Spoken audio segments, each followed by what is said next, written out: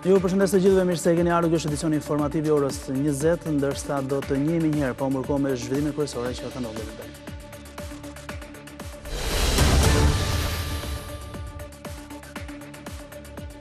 Policia arrestoi një punonjës të kompanisë private Major Security, i cili goditi me grusht një prej protestuesve në zonën e Zvërnecit, në hetime dhe dy roje private që e ndihmuan ta merrte zvarr. Kryepolicia urdhëroi hetim disiplinor për të gjithë zinxhirin komandues të drejtorisë së policisë Vlorë. Sot protestë edhe në Tiranë, ndërsa kryeministri Rama thotë se nesër do të flasë për projektin sipas tij jashtëzakonshëm për Shqipërinë, ndërsa ankrau tjetër drejtuesit e opozitës asnjë reagim për dhunën.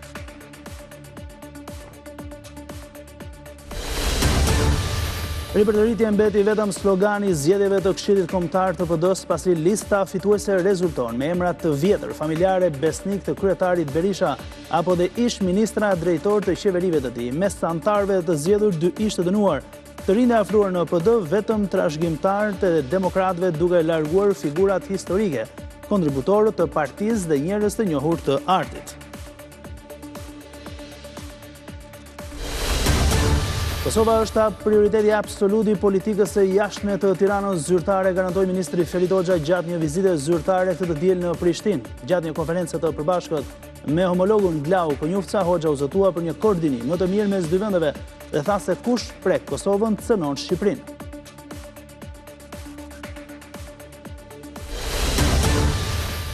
Nga grupi strukturuar kriminal të atentatit dështuar ndaj Durim Bamit janë akuzat për të cilat SPAK kërkon 56 vite heqje lirie për 5 persona në kuadër të hetimeve për një fraksion të dosjes revanshi. Mes tyre janë dhe vëllai dhe djali xhaxhait të ish deputetit socialist Eduard Ndreca.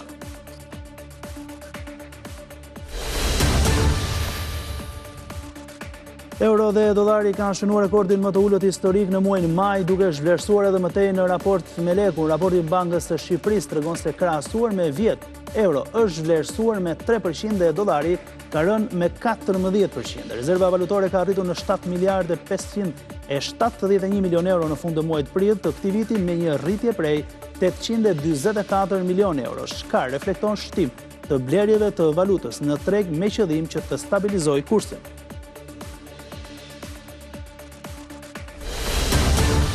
Në ditën botërore pa duhan, ekspertët e shëndetit publik thonë se konsumimi i nikotinës mbetet një nga shkaktarët kryesorë të sëmundjeve të rënda. Për Report TV, Roland Shuperka tregon se nga 10 të sëmurë me kancer në mushkëri, 9 janë duhanpirës.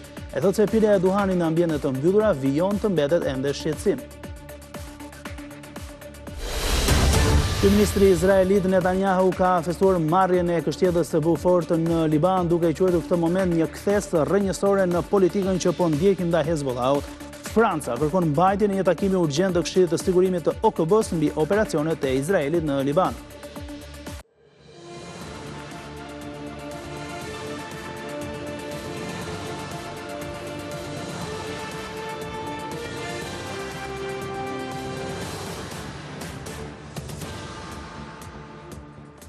Njemi tani më gjerësisht, policia ka vënë në pranga një punonjës të kompanisë private, Major Security, i cili goditi me grusht një prej protestuesve të shtunën në zonën e Zvërnecit. 2 roje të tjera private që ndihmuan ta merrte zvarr janë në hetim, ndërkohë që kryepolici Hita ka urdhëruar dhe hetim disiplinor ndaj të gjithë zinxhirit komandues të drejtorisë të policisë Vlorë për masat e marra për tubimin.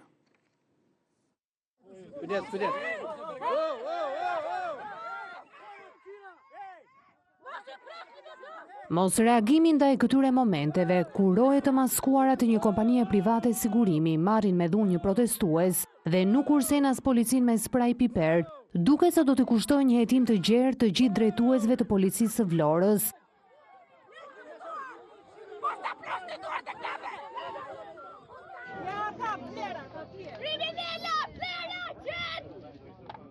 Pas pezullimit të drejtorit rajonal të bluve atje, Lidon Çela me urdhër të kryepolicit Skënder Hita, Drejtoria e Përgjithshme e Uniformave Blu njoftoi këtë të diel se ka nisur një hetim disiplinor për të gjithë zinxhirin komandues të policisë së Vlorës.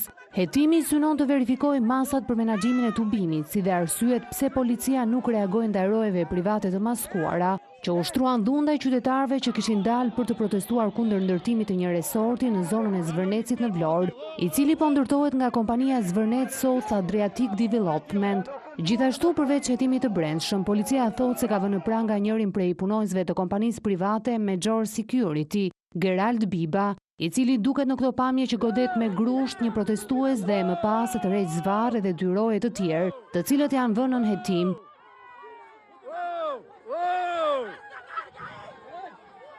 Policia thotë se qytetarit janë shkaktuar dëmtime të lehta. Kompania Major Security e krijuar në vitin 2016 rezulton me 2 zyra qendrore në Durrës, në pronësi të një sipërmarrëse Shpresa Myzyri. Në rrjetet sociale këto janë disa nga fotot që kompania i publikon për të reklamuar aktivitetin e saj. Ngjarjet në protestën e djeshme kanë nxitur reagim të gjerë publik. Rrethimi me tela me gjëmba, një sipërfaqe të konsiderueshme pranë lagunës së Nartës në kufi me fshatin Zvërnec, ka ngritur alarmin për shkatrim të zonës së mbrojtur.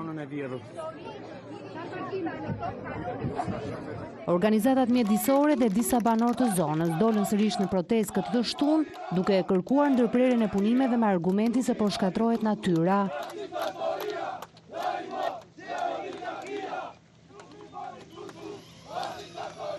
Protestuesit tentuan të hyjnë në kantier dhe u përplasën me policinë private, të kontraktuar nga kompania që po kryen investimin Zvërnec South Adriatic Development. Më pas shfaqen policët privat, disa të maskuar, hedhin spraj me piper ndaj protestuesve, ndërkohë që njërin prej tyre dhunuan.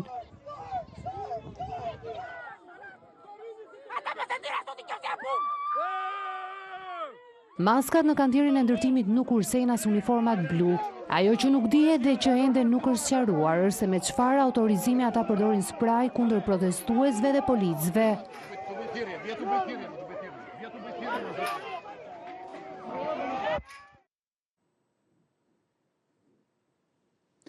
Kryeministri Edi Rama dënon dhunën e përdorur nga rojet private dje në Zvërnec ndaj protestuesve, ndërsa përgëzon edhe ndëshkimin e policisë së Vlorës. Sa takon akuzën në lidhje me këtë projekt, qeveria thotë se po ndërtohet në pronë private, ndërsa Rama paralajmëron sqarime nesër për gënjeshtrat e mëdha, siç i konsideron ai deklaratat e bëra mbi projektin e resortit.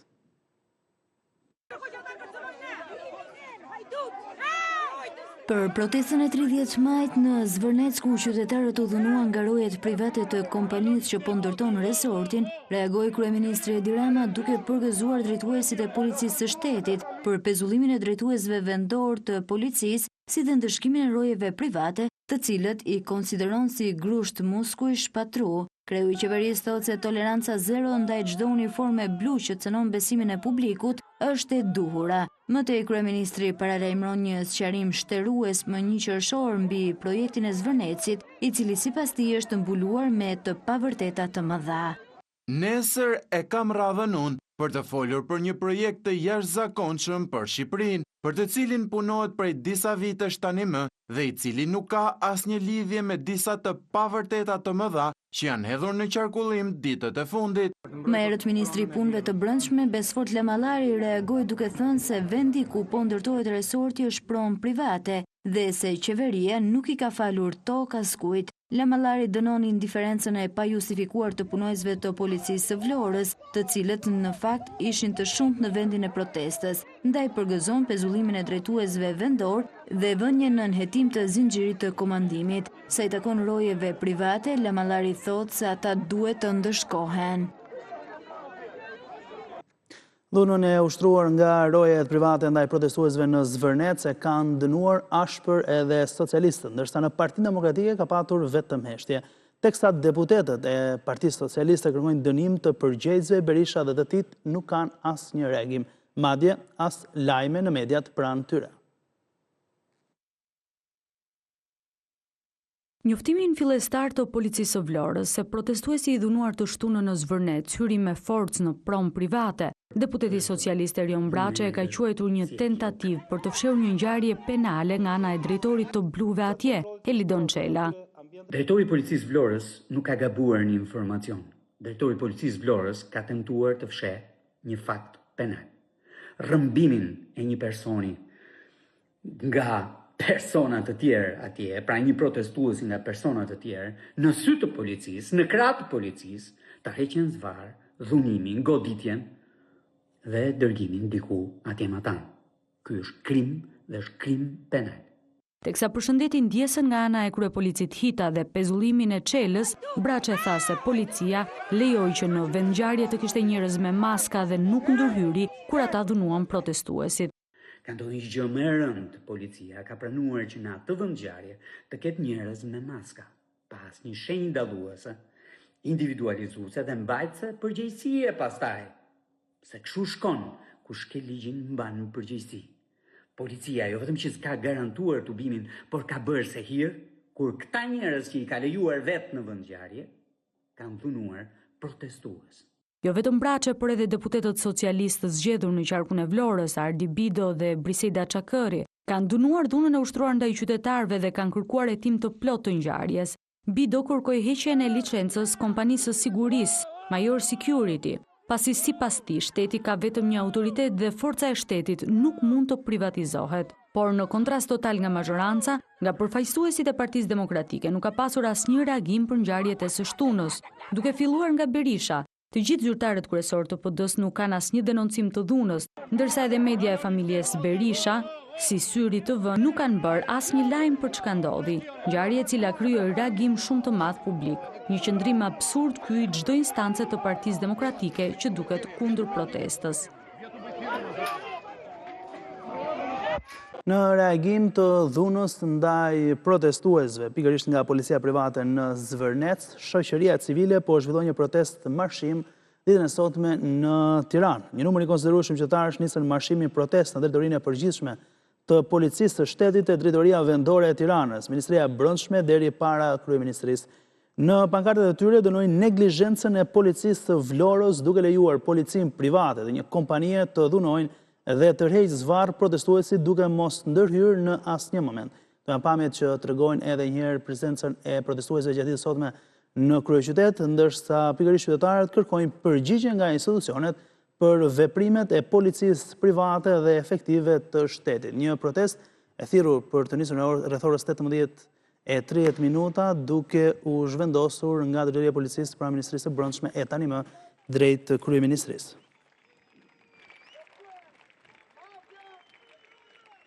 Por fill pas protestës së dhunshme, një ditë më pas në Zvërnec, janë hequr telat me gjëmba të vendosur mbi gardhin metalik që rrethon sipërfaqen, ku parashikohet projekti pranë lagunës së Nartës. Në fotot e siguruara nga Report TV shihet se pas përplasjes së dhunshme mes protestuesve, policisë dhe një grupi policësh privat të maskuar, telat me gjëmba kanë nisur të hiqen dhe ngarkohen në mjete që po i largojnë nga aty.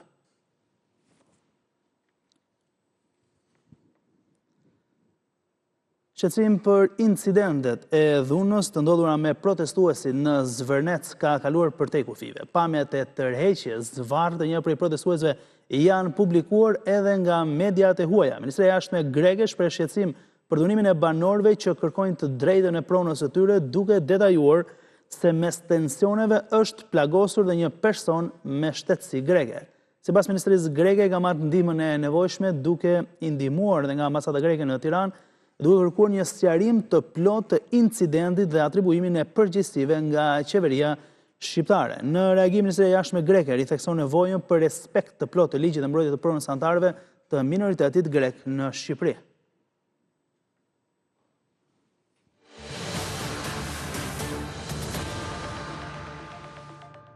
Konferencë ndërqeveritare të 26 majit në Bruksel, ku zyrtarisht Shqipëria futet në një tjetër fazë në atë të mbylljes së grup kapitujve, kryeministri Rama e cilëson si një nga ngjarjet më të rëndësishme të vendit. Sipas kreut të qeverisë, ky zhvillim përbën një certifikim të reformave të ndërmarra gjatë dekadës së fundit, veçanërisht në fushën e drejtësisë, luftës kundër korrupsionit dhe forcimit të institucioneve demokratike.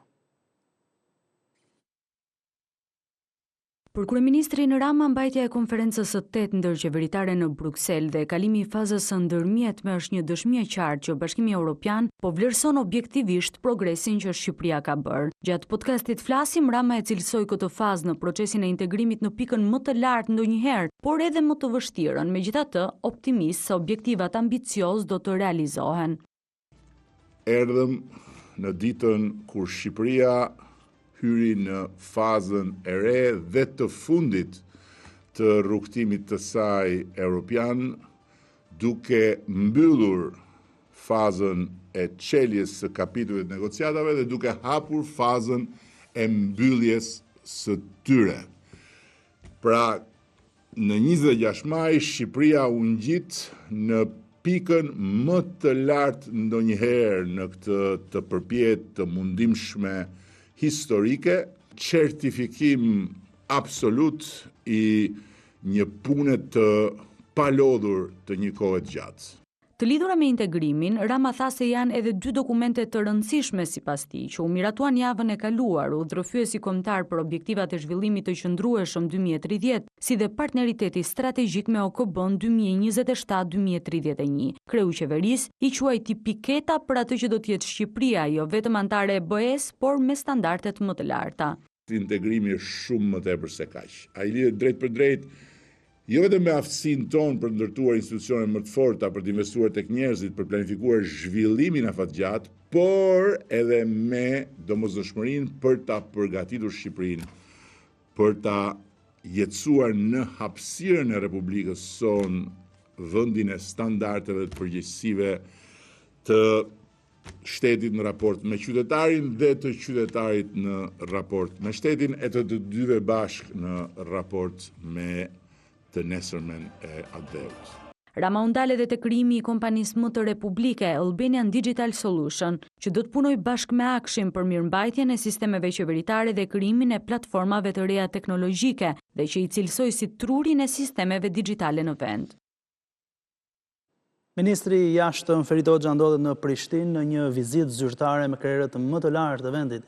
Gjatë konferencës së përbashkët me homologun Glauko Njufca, Hoxha garantoi se Shqipëria nuk do të toleroj asnjëherë cënimin e qytetarëve dhe institucioneve të Kosovës.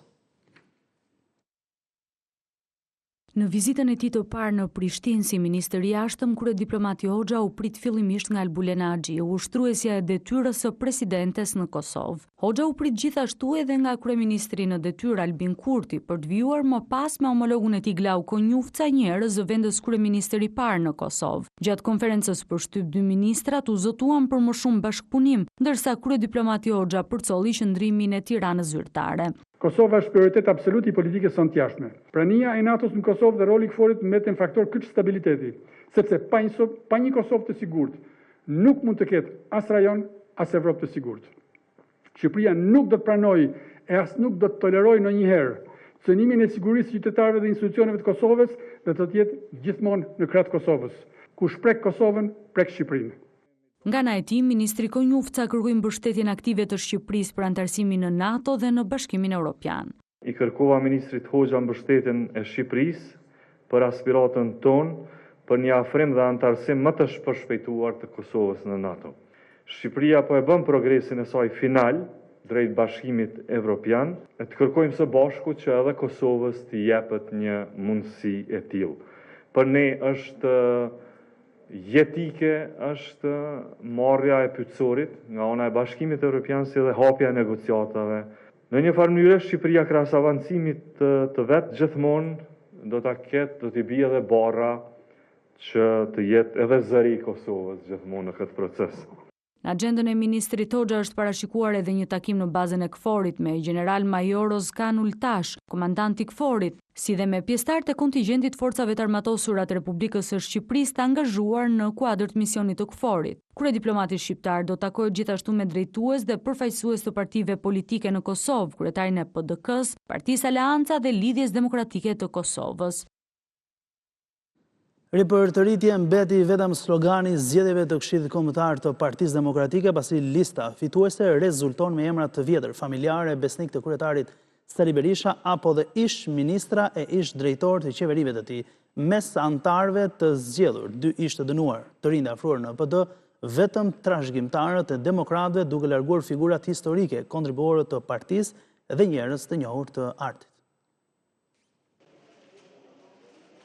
Partia Demokratike publikoi emrat fitues të zgjedhjeve të 30 majit për antarë të Këshillit Kombëtar, por ndërsa Sali Berisha premtoi ripërtëritje, rezulton se një pjesë e madhe e tyre janë sërish emra të vjetër, familjar e besnik të Kryedemokratit. Asnjë surprizë, emri i dhëndrit të Berishës, i bashkëpanderur krahti në SPAK, për aferën Partizani Jamarbër Maltezi, ish drejtuesi policisë Agron Kuliçaj dhe ish kryekomunar i Lazaratit Dashnor Liko. Në listën e antarëve të rinj edhe 2 ish të dënuar, avokati Besard Logu, i gjetur fajtor nga gjykata e posaçme, dhe Spiro Ksera, ish ministër i punës në qeverinë Berisha, i dënuar nga gjykata e Tiranës për abuzim me fondet e destinuara për komunitetin rom. Të tjerë janë ish drejtor dhe ish zëvendës ministra të Partisë Demokratike, si Adriana Gjona, ish zëvendës ministre, ish deputete, Andrea Mano, ish deputet, ish prefekt i Korçës, Arben Ibro, ish drejtori i OSHE, Çerim Gjata, ish deputet, ish kryetari KQZ, Edith Harxhi, ish zëvendës ministre jashtme, Kastilot Sulka, ish zëvendës ministre i punës, apo Lorenz Luka, ish deputet, ish kryebashkiak i Shkodrës. Sipas Partisë Demokratike është rritur përfaqësimi i të rinjve, ku mes tyre Azem Hajdari, djali i vogël i ish liderit të Demokracisë, ka siguruar tashmë vendin e tij si antar i Këshillit. Emra të tjerë trashëgimtarësh janë Fiona Nishani, vajza ish presidentit Bujar Nishani, dhe Glauk Oldashi, djali i Sokol Oldashit. Zyrtarisht antar edhe djali i shtrupërrojës së Berishës Arkimed Lusha, i njohur si Reperi Stresi. Listës fituese nga votimi i Kuvendit Kombëtar do t'i shtohet 15% e antarëve përfaqësues të diasporës, të cilët zgjidhen më vonë me propozim të kryetarit të partisë dhe miratim me vendim të kryesisë. Nga 1564 delegatë të thirrur për të marrë pjesë në kuvend, vetëm 1416 prej tyre ishin të pranishëm në sallë dhe votuan për antarët e Këshillit. Nga 457 kandidatë, vetëm 200 janë zgjedhur për të qenë pjesë e këtij këshilli. Në listën e gjatë të pretendentëve, e cila mbeti sekret deri në orët e fundit përpara se të niste votimi, kishte edhe persona që gjetën veten kandidat pa e ditur. Siç ishte juristi i njohur Jordan Daci, i cili reagoi publikisht për të njoftuar se nuk e ka dhënë pëlqimin e tij dhe se nuk është antar i Partisë Demokratike. Largohen edhe disa figura historike në PD si Arben Imami, Aldo Bumçi apo Voltana Ademi, ish kryebashkiake demokrate në Shkodër. Nga Këshilli u larguan 2 artistë si aktori Julian Deda e regjizori Robert Budina. Në punimet e Kuvendit Kombëtar, delegatët e Partisë Demokratike votuan ndryshimet në statut, duke kufizuar peshën e primareve në një komision verifikimi në parti. Presidenti i Këshillit Evropian Antonio Costa do të vizitojë këtë javë 6 vendet e Ballkanit Perëndimor në një kohë kur vëmendja ndaj rajonit dhe procesit e integrimit evropian është rritur ndjeshëm. Tirana do ta vizitojë zyrtarisht të martën më 2 qershor, ku do të pritet nga kryeministri rreth orës 11, ndërsa rreth orës 12:15 minuta është parashikuar të mbahet një konferencë e përbashkët për shtyp. Detajat e vizitës që ka dhënë vetë presidenti i Këshillit Evropian përmes një postimi në rrjetin X, ku shkruan se përmes kësaj vizite BE-ja dërgoi një sinjal të qartë se angazhimi ndaj Ballkanit Perëndimor është real dhe se po kështu është dhe mundësia e zgjerimit. Momenti është aty. Tani është koha për të dhënë rezultate, shkruan Costa në reagimin e tij.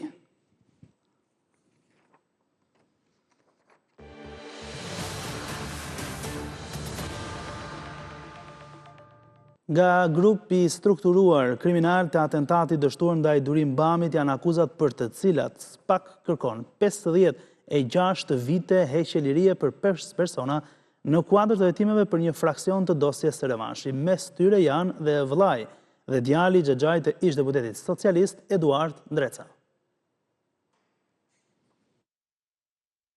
Prokuroria e posaçme kërkoi 56 vite burg në total për 5 të akuzuar pjesë e dosjes së revanshi për akuzat grup kriminal, kultivimi bimëve narkotike, armbajtje pa leje si dhe sigurim kushtesh për të kryer vrasje. Për Andrea Piklin, ish efektiv i forcave speciale Renea, SPA kërkoi 10.6 vite burg, që i zbret në 7 vite për shkak të gjykimit të shkurtuar. 9 vite burg kërkoi për Edison Mucekun, i cili duhet të vuajë 6 vite në qeli. Në pretencë, prokuroria e posaçme kërkoi 9 vite burg edhe për Elvis Ndrecën, djali i xhaxhait të ish deputetit socialist Eduard Ndreca, ndërsa për Armando Ndrecën, që është vëllai i ish deputetit, kërkohet dënim me 15 vite burg. Për shkak të gjykimit të shkurtuar, këtij të fundit i zbret në 10 vite burg kërkesa për të vuajtur dënimin. Gjithashtu, SPA kërkoi 12 vite burg, që i konvertohet në 8 vite për Davis Bajramajn. Për Albert Zajan, i jetuar për lidhje me këtë grup, dosja është veçuar. Sipas prokurorisë së posaçme, më 4 nëntor të vitit 2020, pranurës së tapizës në Fushkruj, Albert Zaja dhe persona të tjerë tentuan të vrisnin me armëzjarri Durim Bamin dhe Ervin Kodrën. I përfshirë në këtë ngjarje dyshohet dhe Elvis Ndreca, i cili sipas Pakut siguroi mjetet për vrasjen e Bamit. Po ashtu Albert Zaja dhe Edison Muceku akuzohen se siguruan mjetet për vrasjen e Hamzat Erziut. Vepër penale që dyshohet se është kryer në periudhën maj-korrik 2020. Prokuroria e posaçme akuzon Armando Ndrecën, vllain e ish deputetit socialist, se ka organizuar dhe financuar grupin që prodhoi dhe shiti 243 kg kanabis në Lezhë. SPAK thot se në vitet 2020 dhe 2021, Davis Bajramaj dhe Adrian Pikli u përfshi në tregtinë e palishme të armëve dhe municioneve, duke u ashtitur ato edhe personave me precedent penal. Do të kemi mundësi tani të ndjekim një blok lajme shkurt.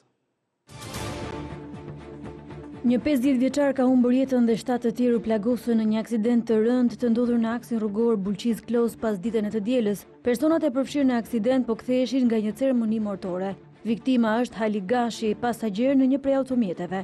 Të plagosurit ndodhen jashtë rrezikut për jetën. Më herët një tjetër aksident me pasojë vdekje ndodhi në aksin rrugor Korç-Bilisht, ku humbi jetën një 62 vjeçar i cili u përplas nga një makinë kur sapo kishte zbritur nga një automjet tjetër.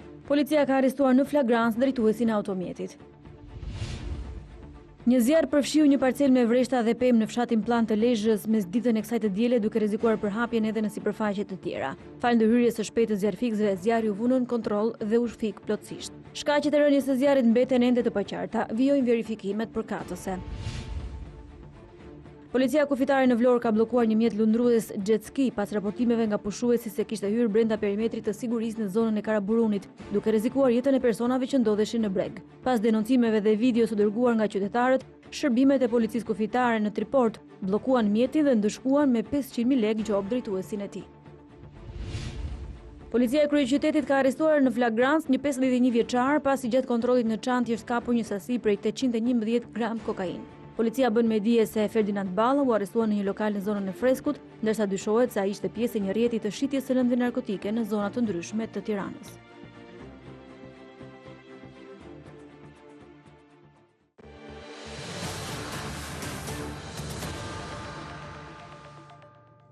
Valuta europiane ka shënuar rekordin më të ulët historik në muajin maj, duke u zhvlerësuar edhe më tej në raport me lekun. Raporti i Bankës së Shqipërisë tregon se krahasuar me 10 euro është zhvlerësuar me 3% për të mbajtur stabilizuar kursin. Banka ka shtuar blerjet e valutës, duke bërë që rezerva valutore të arrijë rekordin prej 7.5 miliard eurosh.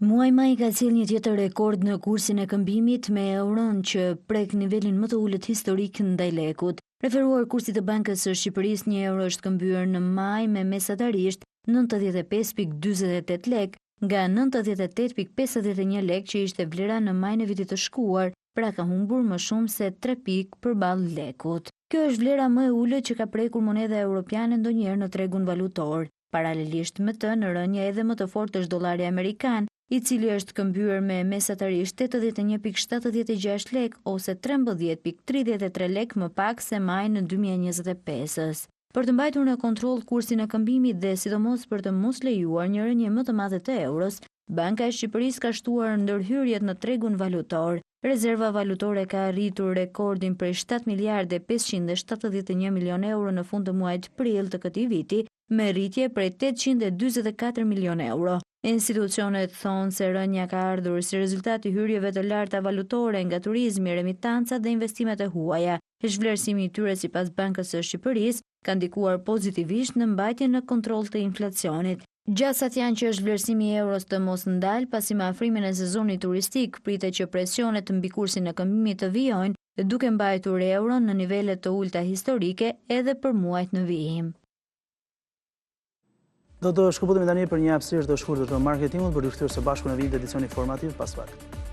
Jemi kthyer sërish për të vijuar tani më tej me tjera materiale në vijim të këtij edicioni informativ, ku do ndalim tani në një tjetër çështje. Në ditën botërore pa duhan, ekspertët e shëndetit publik thonë se konsumi i nikotinës mbetet një nga shkaktarët kryesorë të sëmundjeve të rënda, ndërsa për Report TV, Roland Shuperka tregon se nga 10 të sëmurë me kancer në mushkëri, 9 janë duhanpirës. Ai thotë se pirja e duhanit në ambientet të mbyllura vijon të mbetet një shqetësim serioz ende.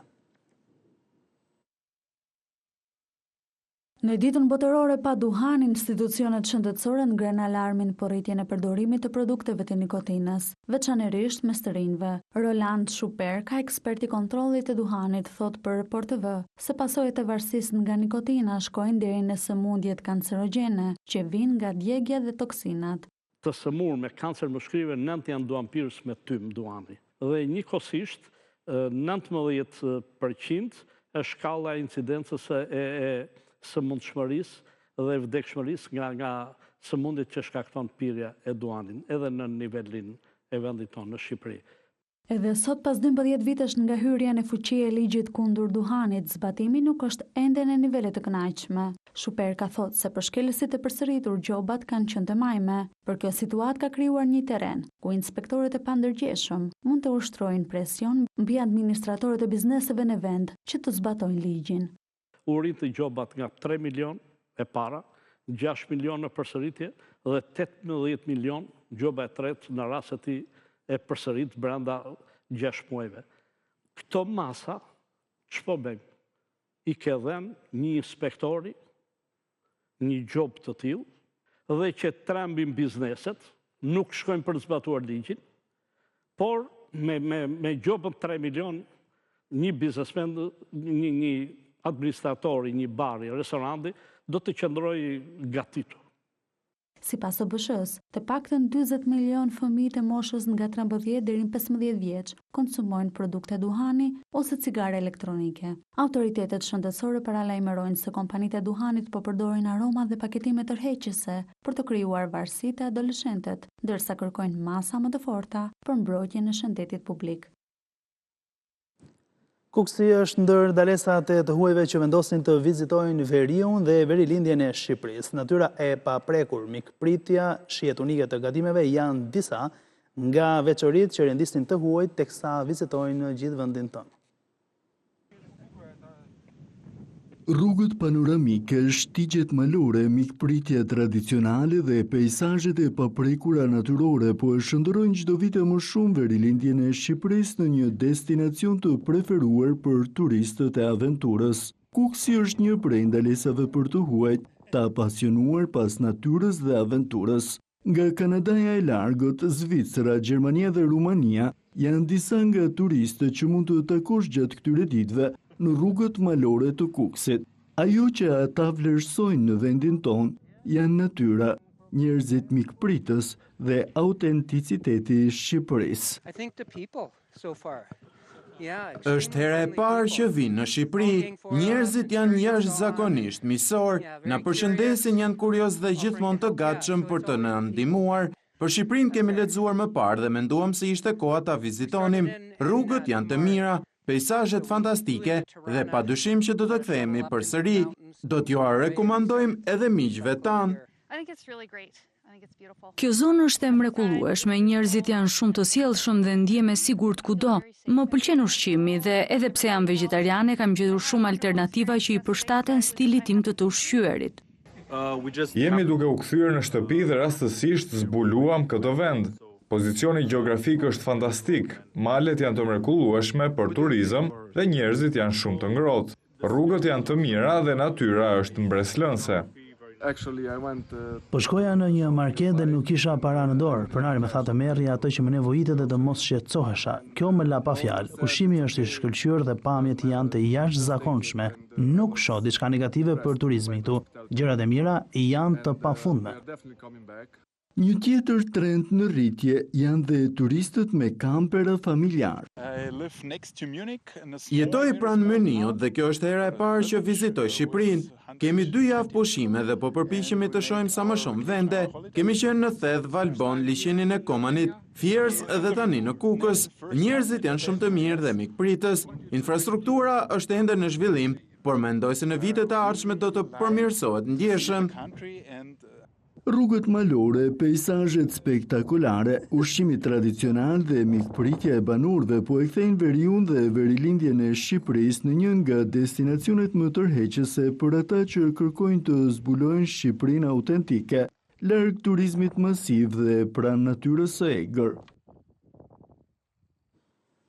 Kisha shekullore Shë Nikollit në fshatin Paftal të Beratit veç vlerave të saj kulturore dhe historike, po ndikon dhe për rikthimin e banorëve të larguar në mendlindjen e tyre. Sa herë ka festa të besimit ortodoks, ata kthehen pranë atij objekti kulti të cilin e ringritën pas shkatërimit të diktaturës komuniste. Shqipëria rëndit një sër objekte shkulti të cilët mbeten dëshmi e trashëgimisë tonë kulturore, historike dhe jo vetëm. Ndërto dhe kisha ortodokse e Shën Nikollës në fshatin Paftal të Beratit, një nga monumentet më të rëndësishme të kultit ortodoks në zonën e Shpiragut, rindërtimi të cilës datoni dokumentuar në vitin 1875. Gjë rastin për të përgëzuar këshillin e kishës Shën Nikollës Paftalit, që e merr mban. Monumenti ruan vlera të rëndësishme arkitekturore dhe artistike, përfshira fresket e saj të veçanta, disa prej të cilave duket se i mbjetuan dhe diktaturës komuniste. Pasi kombanat ishin grabitur, një pjesë e mureve ishin dëmtuar dhe objektet liturgjike humbën, ishin sërish banorët e zonës që rindërtuan pas shpalljes së lirisë së besimit fetar. U shkatërua, kanë ardhur nga shkolla e partisë, ishte një konvikt këtu diku që rinte, nuk e di bënin praktikën të shkollës partisë dhe u shkatërua, u bët depo. Këtu depo gruri që ka qenë. Pastaj u mblodhën të gjithë besimtarët dhe e kanë ndërtuar. Kisha ka patur freske, ka rreth 5 ikona që janë goxha të çmueshme, vinë edhe sot, po të shikosh, kanë ardhur 2 autobus plot, kanë ardhur nga Tirana, nga Fieri, nga Lushnja. Është pikërisht ky objekt i kulti që tashmë po ndikon në thithjen e vizitorëve, madje në rikthimin e vet banorëve të zonës, të cilët janë larguar ndër vite e kthehen sërish atje sa herë ka festa. Në Angli, kemi ardhur për pushim erdhëm, për festën e kishës. Sa vjeçare duhet jetë kjo? Sa vite? 300. 300, Zona e Shpiragut është e njohur për praninë e objekteve të kultit që i kanë mbjetuar shekujve dhe që sot përbën një pasuri të vyer historike, kulturore dhe turistike për qarkun e Beratit. Me 3 tituj të rinj vjen në rubrikan Liberit, çka do të keni mundësi ta ndiqni fill pas siklës, ndërsa ne kemi përfunduar këtu. Unë ju falenderoj për vëmendje dhe ftoj të qëndroni në shoqërinë e programacionit të Report TV. Mirupafshim.